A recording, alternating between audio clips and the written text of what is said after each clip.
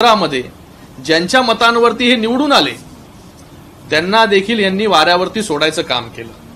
2019 मध्ये जेव्हा निवडणुका झाल्या तेव्हा बाळासाहेबांचा आणि मोदीजींचा फोटो लावून निवडून आले आणि नंतर युती केली काँग्रेस आणि राष्ट्रवादी बरोबर। आता पुन्हा लोकसभेमध्ये एका विशिष्ट समाजाच्या मतांवरती हे निवडून आले आणि काल या समाजाचा सगळ्यात मोठा ऐतिहासिक दिवस होता, बिल होता पार्लमेंटमध्ये, तेव्हा हे सगळे पळून गेले।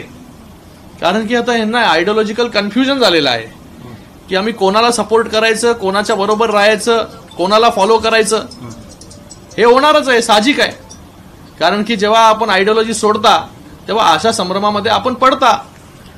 बघा, अगोदर लाडकी बहीण योजनेला शिव्या देण्याचं काम, पैसे मिळणार नाही, लोकांना भ्रमित करण्याचं काम, जसं यांनी कॉन्स्टिट्यूशन खतरे में है, संविधान खतरे में, हे भ्रम त्यांनी पसरवलं, तसंच आता लाडकी बहीण त्यांना सुरुवातीला वाटलं अरे पैसे कुठून येणार, कसे पैसे मिळणार, आणि नंतर स्वतःच्याच ऑफिसमध्ये शाखांमध्ये जे आहे हे मोठे मोठे बोर्ड लावून लाडकी बहीण योजना, मुख्यमंत्री लाडकी बहीण योजनेमधून मुख्यमंत्री काढलं, लाडकी बहीण योजनेचे सगळे फॉर्म हे लोकच भरत होते आणि त्याच्यावरती टीका देखील करायची।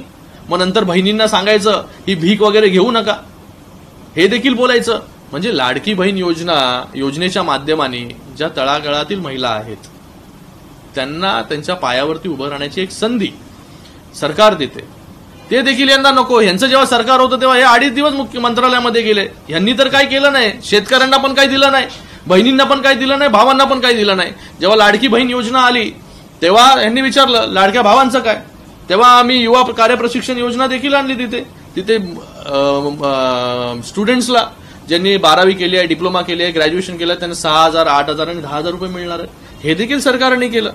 तर आज ही योजना आल्यानंतर आता त्यांना थोडीशी आता त्यांच्या तंबूमध्ये घबराट पसरलेली आहे की काय होईल।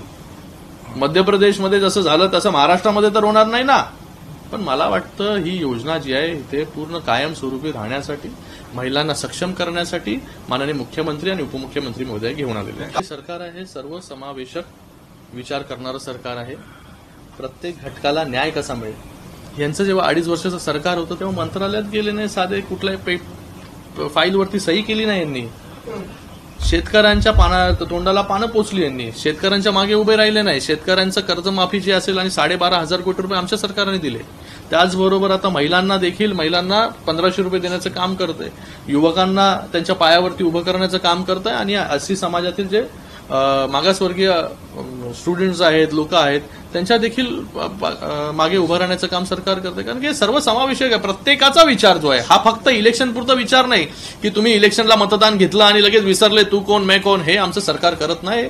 आज सरकार जे आहे सर्वसमावेशक धोरण घेऊन काम करतंय, म्हणून प्रत्येक समाजाला, प्रत्येक घटकाला न्याय कसा मिळेल याच्यासाठी आम्ही काम करतो। धन्यवाद।